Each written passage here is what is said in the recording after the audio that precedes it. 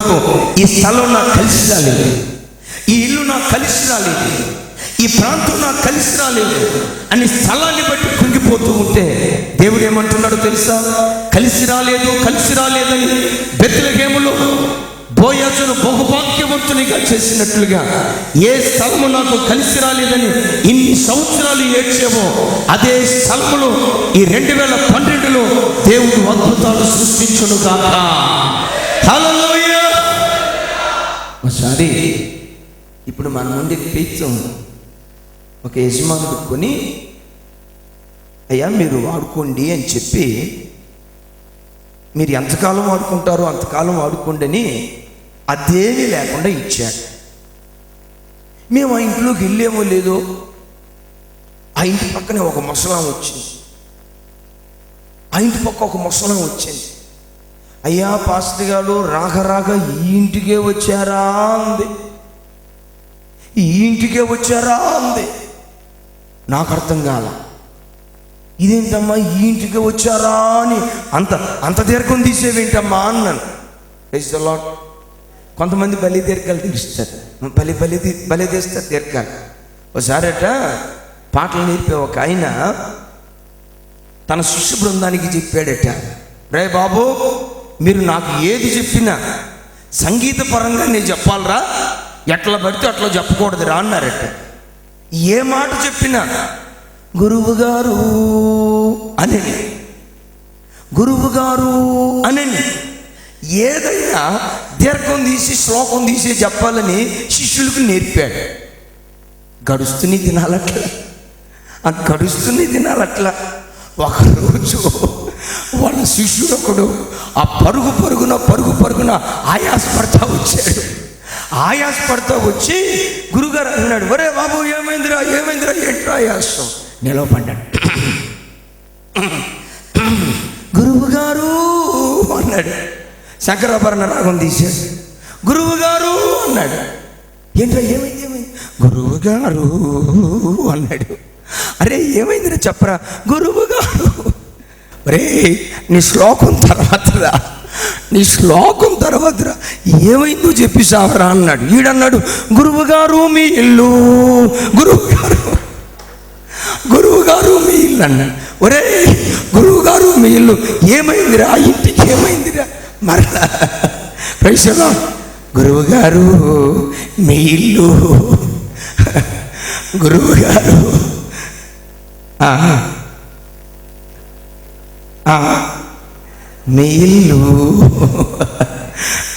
మీ ఇల్లు కాలిపోయింది.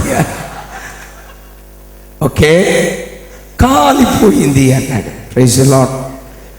చెప్పాలి, పాస్టర్ గారు ఈ ఇంటికే వచ్చారా అంది.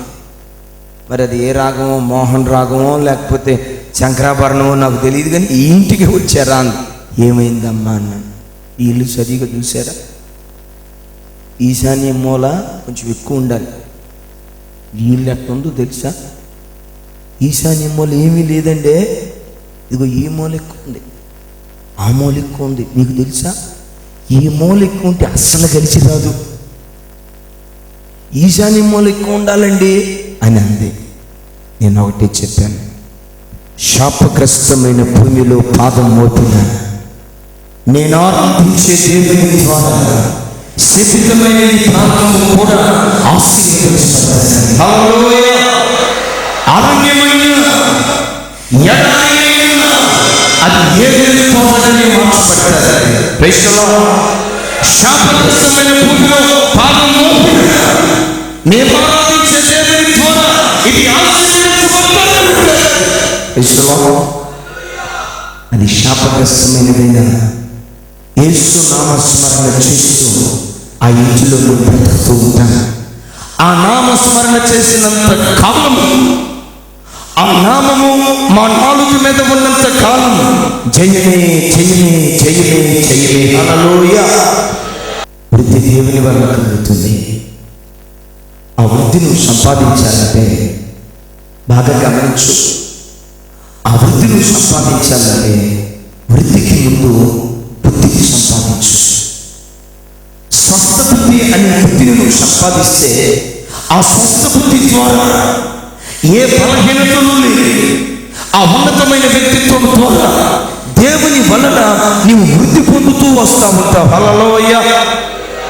బైబిల్లో దావీదుని గురించి వాక్యం అంటుంది, సౌలు దావీదును పంపిన చోటెల్లా ఈ దావీదు సుబుద్ధి కలిగి ప్రవర్తించేవాడు. Praise the lord. మొదటి సమూయేలు 18వ అధ్యాయం 13-14 వచనాల్లో ఉంటుంది. సుబుద్ధి. ఈ దావీదు తను బ్రతికిన దినాలంతా సౌలు పట్ల సుబుద్ధి కలిగి తను ప్రవర్తించినట్లుగా వాక్యంలో మనం చూస్తా ఉన్నాం. సౌలుకు దావీదు ఎంతో మేలు చేశాడు. మేలును పొందుకొని ఈ దావీదును చంపాలని సౌలు ఆలోచిస్తూ దావీదు కొరకు తిరుగుతూ ఉన్నాడు. ఒకనొక సందర్భంలో దావీదు సౌలును చంపే పరిస్థితులు వచ్చాయి. గాఢ నిద్రలో సౌలు ఉన్నప్పుడు పరివారం అన్నారు, నైనా దావీదా, శత్రువును ఈ రాత్రి దేవుడు మన చేతికి అప్పగించాడు. ఒక్క చిన్న మాట మీరు సెలవివ్వండి. నేను మాట సెలవిస్తే చాలు, నీ మాట పట్టుకొని మీరు మౌనంగా ఉండండి. ఈ ఈట తీసుకొని శత్రువును పొడిచి, నేను బాధిస్తున్న వ్యక్తిని పొడిచి చంపి నీకు ఏ బాధ లేకుండా చేస్తాను అన్నాడు.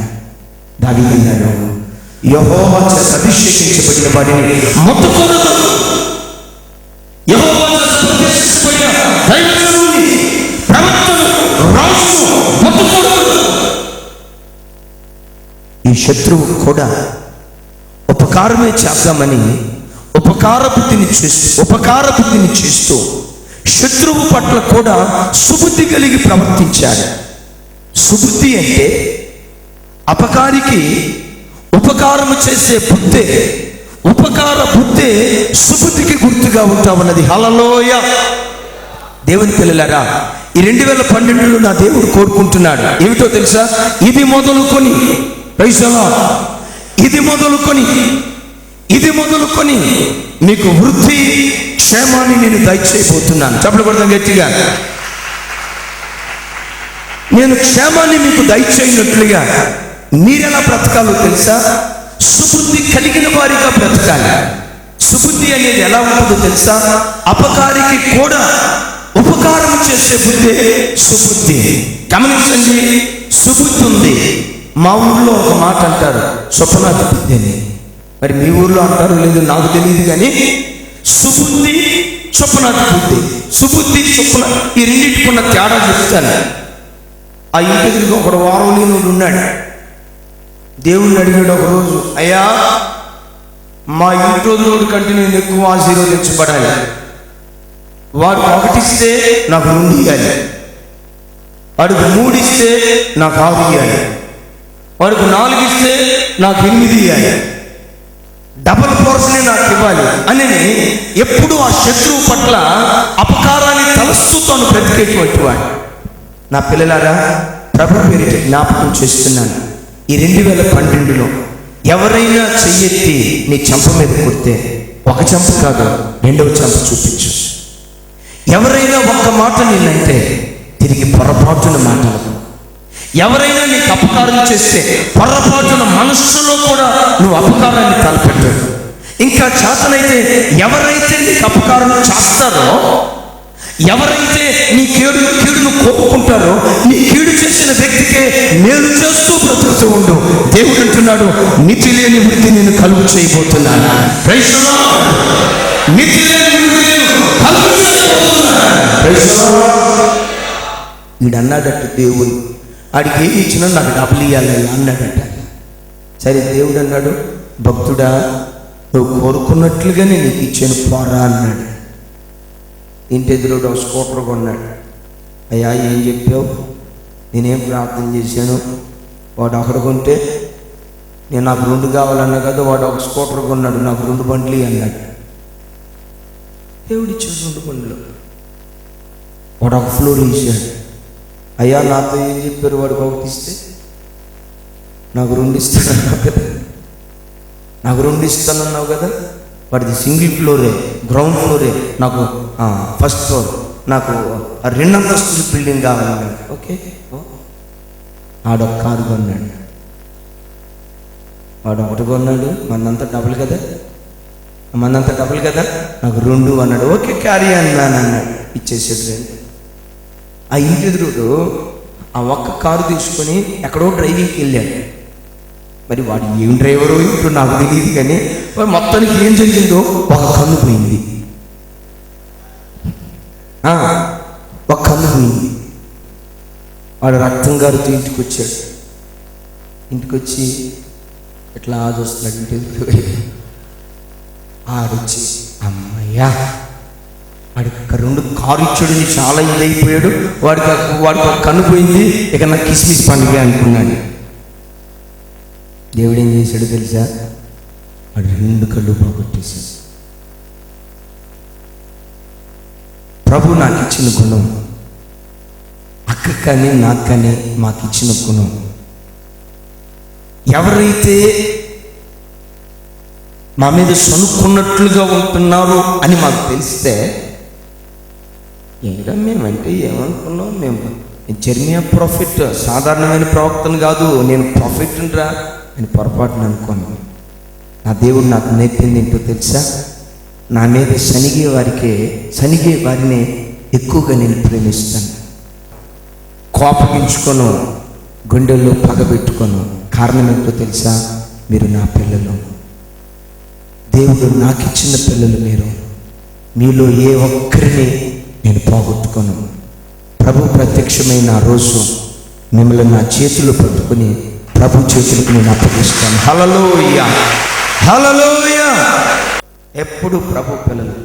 యేసయ్య చూడండి, యోధాను కూడా డియర్ ఫ్రెండ్, నా చెలికాడా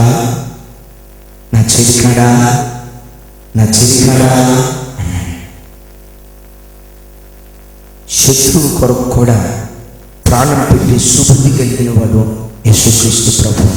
అందుకనే ఆయన రాజ్యం నీతి లేకుండా ప్రపంచ దేశాలంతా విస్తరించింది. చప్పట్లు కొడతాం. యేసుక్రీస్తు రాజ్యం, యేసుక్రీస్తు ఒక భారతదేశమే కాదు, ఒక ఆస్ట్రేలియా కాదు, ఒక ఇంగ్లాండ్ కాదు, ఒక అమెరికా దేశమే కాదు, ఒక న్యూజిలాండ్ కాదు, ఒక చైనా కాదు, ఒక రష్యా కాదు. యేసుక్రీస్తు సామ్రాజ్యం ప్రపంచ దేశాలంతా విస్తరిస్తుంది. ఈ రాజ్యం అంత ఘనతతో నీతి లేకుండా ఇది విస్తరిస్తూనే ఉన్నది. ఎవరు యేసుక్రీస్తు రాజ్యాన్ని ఆపలేరు, ఆపరు. హల్లెలూయా. ఎందుకో తెలుసా?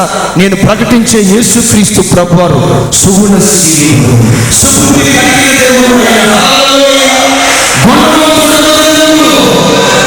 గుణవంతుడగు దేవుడు. దేవుడు అని పిలువబడుటకు యోగ్యత కలిగిన వాడని, ఆయన లాంటి సుబుద్ధి కలిగిన వాడు, ఆయన లాంటి వ్యక్తిత్వం కలిగిన వాడు, ఆయన లాంటి పరిశుద్ధుడు ఆకాశం ముందు కానీ భూమి యందు కానీ ఎక్కడ లేనే లేదు.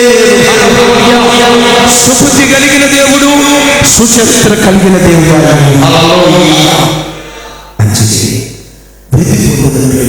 యేసుక్రీస్తు సామ్రాజ్యములే నా ప్రార్థన. నీ వ్యాపారం వృద్ధి చెందాలి, నీ వ్యాపారం పరిధులు దాటి ఒకవేళ ఇప్పటి వరకు 10 మంది నీ దగ్గర పనిచేస్తున్నారేమో, నా ప్రార్థన నీ దగ్గర 100 మంది ప్రజలను పనిచేయాలి.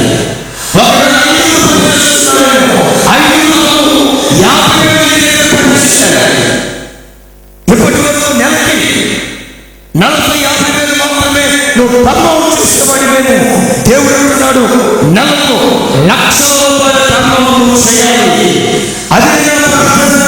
అదే ఈ 2012 సంవత్సరంలో నీకు ఇస్తున్న వాగ్దానం, దేవుడు ఇస్తున్న వాగ్దానం. హల్లెలూయా.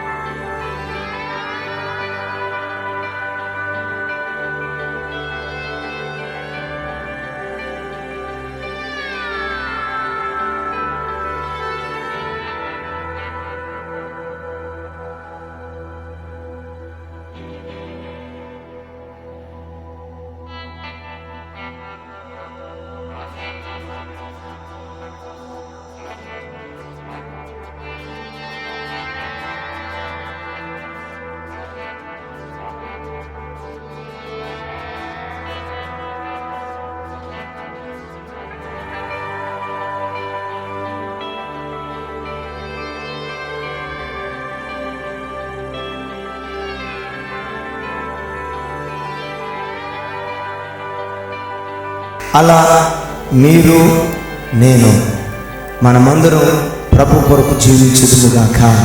మూడవ వాక్యం ఉంటుంది యెషయా గ్రంథంలో. గమనించండి, యెషయా గ్రంథంలో రాయబడినటువంటి మాట 57వ అధ్యాయం 19వ వచనం.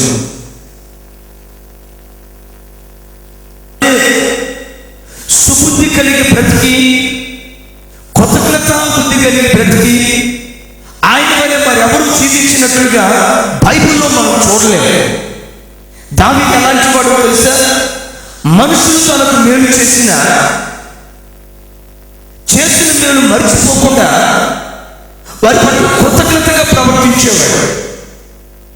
రాజులే తనకు మేలు చేసిన వారు చేసిన మేలును మర్చిపోకుండా కృతజ్ఞతగా బ్రతికేవాడు. చివరికి దేవుడు తనకు మేలు చేసిన ఆ మేలును మర్చిపోకుండా మేలు చేసిన దేవునికి కృతజ్ఞతగా తాను జీవించేవాడు.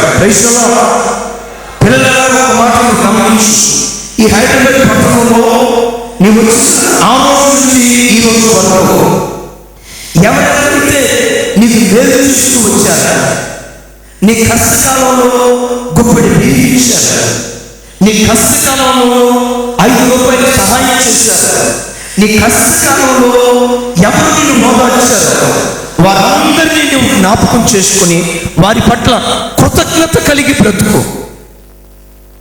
గమనించు, మనుషుడైనా దేవుడైనా, మనుషుడి పట్లైనా దేవుని పట్లైనా దావీదు ఎలాంటి వాడు తెలుసా? దేవుడు చేసిన మేలును ఎప్పుడు మర్చిపోకుండా పదే పదే తాను జ్ఞాపకం చేసుకునేటువంటి వాడు. మనుషుడి పట్లైనా దేవుని పట్లైనా. కానీ మనిషికుండే గుణం ఏంటో తెలుసా? మనిషికుండే గుణం ఏంటో తెలుసా? ఎవరి వలన మనుషుడు ఉపకారాన్ని పొందుకుంటాడో ఒకానొక కాలంలో అదే మనిషికి కీడు చేస్తాడు. ఏ మనిషి ద్వారా లబ్ధి పొందుతాడో, ఏ మనిషి ద్వారా మేలును అనుభవిస్తాడో, ఏ మనిషి ద్వారా ఉపకారాన్ని పొందుకుంటాడో అదే వ్యక్తికి కీడు చేయడానికి అనేక మంది లెగుస్తూ ఉంటారు. నా మాట గమనించారు. మా ఊళ్ళో ఒక మాట అనేవాళ్ళు, చిన్న ఇంటి వాసాలు లెక్క పెట్టాడంటే వాడెవడు, అనాథని, తల్లిదండ్రులే దిక్కులేని వాడిని ఒక ఇంటి ఆయన చారదీసి, రే బాబు మా ధనం తిను, చికెన్ బిర్యానీ వండి పెట్టాం, మటన్ బిర్యానీ, కడుపు నిండా భోజనం చేయి, బట్టలు లేవు కదా, 4 జతలు బట్టల కొరకు ఇదిగో డబ్బులు తీసుకోరా బాబు అని 4 జతలకి డబ్బులు ఇచ్చాడు, కడుపు నిండా భోజనం పెట్టాడు. ఈడేం చేస్తున్నాడు తెలుసా? భోజనం చేస్తూనే ఉన్నాడు. గమనించండి, భోజనం చేస్తూనే ఉన్నాడు.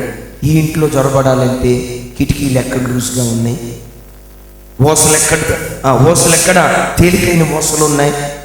గమనించండి, ఎక్కడ మొత్తం తింటున్నాడో ఆ ఇంటికి కన్న వేయటానికి వీడు ప్రయత్నిస్తూ ఉన్నాడు. దేవుని పిల్లలారా, లోకంలో ప్రస్తుత కాలంలో మనం చూస్తున్న కార్యక్రమాలు ఏంటంటే, ఎవడి ద్వారా మేలు పొందుకుంటున్నాడు, మేలును అనుభవించి అదే వ్యక్తికి కీడు చేయడానికి అనేక మంది లేస్తున్నారు. నా ప్రార్థన, నా మనవి, ఓ తల్లి నాతో ఎప్పుడంటది, బ్రదర్, ఎవరైనా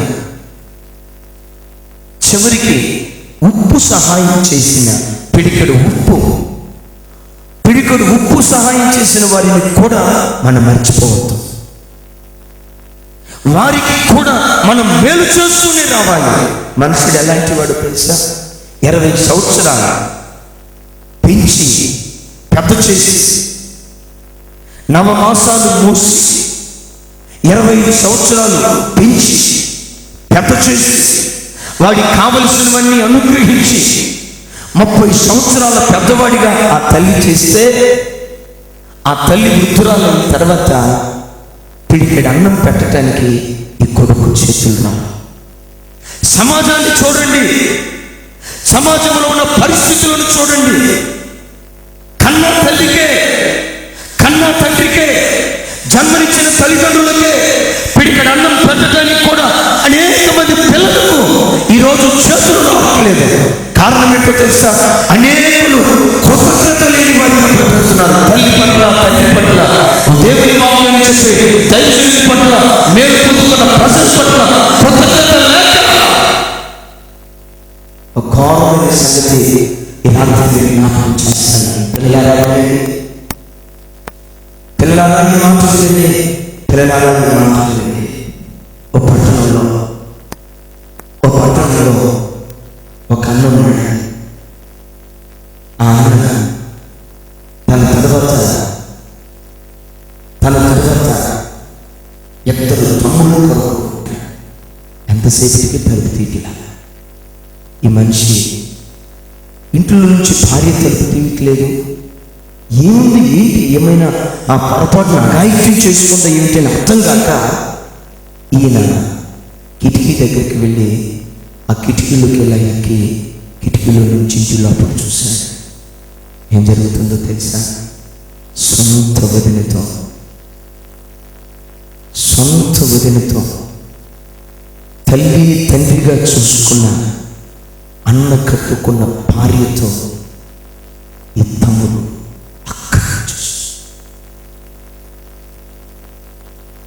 అన్నేం చేసేదో తెలుసా? మారు మాట మాట్లాడాడు.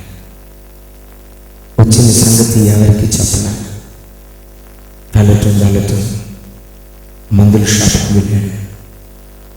చిన్న విషపు బాటిల్ తీసుకున్నాడు. ఇంటి దగ్గరకు వచ్చి ఆ ఇంటి ముందే ఆ విషం త్రాగి అక్కడికక్కడే చచ్చిపోయాడు. కారణం ఏంటో తెలుసా? అన్న ద్వారా మేలు పొందుకొని, అన్న పైసా ద్వారా పైకొచ్చి, అన్న ద్వారా ఎంత స్థితిమంతుడై చివరికి అన్న భార్య కట్టుకున్న కోక విప్పటానికి కూడా ఈ కృతజ్ఞత లేనివాడు వెనకాడలేదు. ఇది సమాజం పరిస్థితి. వాక్యం ఉంటున్న తల్లులారా, వాక్యం ఉంటున్న తండ్రులారా గమనించు. ఈరోజు నువ్వు స్థితిమంతురాలివైనా నీవు ఈ పట్టణానికి వచ్చిన ప్రారంభ దినాల్లో ఎవరైనా నీకు సహాయం చేస్తే మర్చిపోయేవా? కృతజ్ఞత లేనివాడివి. కృతజ్ఞత ఎవడికి లేదో వాడు కూలిపోతాడు. బైబిల్ చెప్తున్న మాట, కృతజ్ఞత కలిగి ఏ రోజైతే నీవు బ్రతుకుతూ ఉంటావు, కృతజ్ఞత కలిగిన మనుషుడు నిధి లేకుండా వాడు వృద్ధి పొందుతూనే ఉంటాడు. సౌలు చేత దావీదు తరమబడే రోజుల్లో దావీదు యొక్క దీన స్థితి సౌలు కుమారుడైన యోనాతాను చూశాడు. దావీదును చూసి, దావీదు చిరిగిపోయిన బట్టలు, కప్పుకోవడానికి సరైన దుప్పటి లేకపోవడం, ఈ పరిస్థితులన్నీ చూసి ఈ యోనాతాను దావీదుని పిలిచి ఒక దుప్పటి ఇచ్చాడు. ఇంకేమీ లేదండి, ఒక దుప్పటి ఇచ్చాడు. వేసుకోవడానికి ఓ చొక్కా ఇచ్చాడు. నడుముకి ఒక బెల్ట్ ఇచ్చాడు. చివరికి అతడు అరణ్యంలో ప్రయాణమై వెళ్ళేటప్పుడు ఏ మృగాల బారిన పడి ఆయన చనిపోకుండా ఉండటానికి ఒక కత్తినిచ్చాడు. ఏమీ ఇవ్వలేదండి, కేవలం 4 వస్తువులు ఇచ్చాడు. నంబర్ 1 దుప్పటి, నంబర్ 2 చొక్కా, నంబర్ 3 బెల్ట్, నంబర్ 4 కత్తినిచ్చాడు. ఇంతే ఈ యోనాతాను దావీదుకి ఇచ్చాడు. దినాలలో గడుస్తున్నాయి. సుబుద్ధి కలిగిన ఈ దావీదు వృద్ధిలోకి వచ్చి దేశాన్ని పరిపాలన చేసే రోజు సింహాసనం ఎక్కాడు. సింహాసనం మీద కూర్చున్నాడు. సింహాసనం మీద కూర్చున్న తర్వాత రాజభటులను పిలిచి, రాజభటులను పిలిచి హల్లెలూయా, రాజభటులందరినీ పిలిచి హల్లెలూయా, రాజభటులందరినీ పిలిచి యోనాతానును బట్టి ఉపకారం చేయుటకు సౌలు కుటుంబములో ఎవరైనా ఉన్నారా? యోనాతానును బట్టి ఉపకారం చేయుటకు సౌలు ఇంటిలో సౌలుకు చెందిన వారు ఎవరైనా ఉన్నారా? దావీదుకి మేలు చేసింది ఎవరు? ఒక్క యోనాతాను. అది కూడా ఏం మేలు చేశాడండి? ఇందాక చెప్పే కదా, ఒక దుప్పటి, చొక్కాయ్, బెల్టు, కత్తి, ఈ 4 ఇచ్చాడు. ఈ కొద్ది మేలు పొందుకొని ఆ తర్వాత అంటాడు, యోనాతానును బట్టి ఉపకారము చేయుటకు సౌలు ఇంటిలో ఎవరైనా ఉన్నారా? మేలు చేసిందేమో ఒక్క యోనాతాను.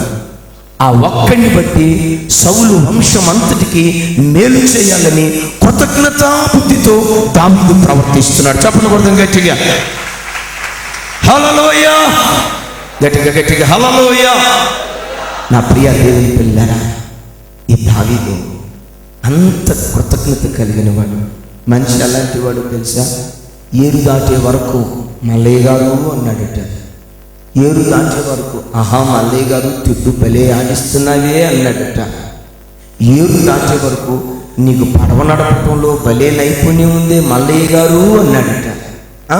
ఇది కూడా సన్నాయి తీశాడు, మల్లయ్య గారు అన్నాడట, మల్లయ్య గారు అన్నాడట. వన్స్ ఆ చివరి గట్టెక్కేసి గట్టు మీద నిలబడ్డాడు. సార్ ఇంత కష్టపడి నడిపించే కదా, రూపాయి ఇస్తారు సార్, 2 రూపాయలు ఇయ్యండి. పోరా పోడి మన్నాయి, నీ వాడు కాబట్టి ఇంకొక వాడు అది చెప్పండి. ఈ సముద్రంలో ఉన్నంత నీ వాడేనా? మల్లయ్య గారు అన్న ఈ వ్యక్తి కాస్త ఒడ్డుకెక్కిన తర్వాత బోడి మల్లయ్య అన్నాడట. పిల్లలారా, మీరు పరిచర్యకి మందిరానికి వచ్చే రోజుల్లో మేము మీకు కనపడినప్పుడు పాస్టర్ గారు అనేవాడు. అప్పుడు 5,000 జీతం, 50,000 రూపాయలు జీతం వచ్చిన పాస్టర్ గారు దైవజనుడికి ఇచ్చే గౌరవం ఇవ్వండి. నెలకు 1,00,000 రూపాయలు సంపాదించిన అక్క, అన్న, దైవజనుడా, ఇలా మార్పు లేని ఆ కృతజ్ఞత బుద్ధి కలిగి ప్రభు సన్నిధిలో బ్రతకాలని ప్రభు పేరిట మనం చేస్తున్నాను. ఈ 2012లో లక్షలు సంపాదించే స్థితిమంతులుగా నా దేవుడు మిమ్మల్ని చేయబోతున్నాడు. అనేక మందికి దేవుడు కంపెనీలు ఇవ్వబోతున్నాడు. ఇచ్చినటువంటి కంపెనీలను దేవుడు బహుగా ఆయన ఆశీర్వదించబోతున్నాడు. యేసు నామములో ఈ వాగ్దానాన్ని విడుదల చేస్తున్నాడు. హల్లెలూయా, హల్లెలూయా. బట్ మనుషుని పట్లైనా దేవుని పట్లైనా కృతజ్ఞత కలిగి ఉండు. దావీదు ఎలాంటి వాడు తెలుసా? రాజు అయ్యాడు. రాజు అయిన తర్వాత కుంటివాడైన మెఫీబోషెతును తన ఇంటిలోనికి తీసుకొచ్చి, పాత నిబంధనలోనండి కుంటివాళ్ళు, గుడ్డివాళ్ళు, అంగవైకల్యం కలిగిన వాళ్ళు, శరీర బలహీనత కలిగిన వాళ్ళు, ఆ కుష్టి వ్యాధిగ్రస్తులు వాస్తవంగా ఎక్కడుండేవాళ్ళు? ఎక్కడండి? పాలెము వెలుపుతుండేవాళ్ళు. పాలెము వెలుపట ఉండవలసిన ఈ మెఫీబోషెతును దావీదు రాజనగరంలోనికి తీసుకొచ్చి, రాజనగరంలో తాను భోజనం చేసే ఆ భోజనపు బల్ల ఎదుట మెఫీబోషెతును పెట్టుకుని ఒక యువరాజుగా మెఫీబోషెతును దావీదు నిలవబెట్టాడు. ఎన్ని బట్టో తెలుసా? అంటాడు, యోనాతానును బట్టి కృతజ్ఞత చూపుటకు సౌలు ఇంటిలో ఎవరైనా ఉన్నారా?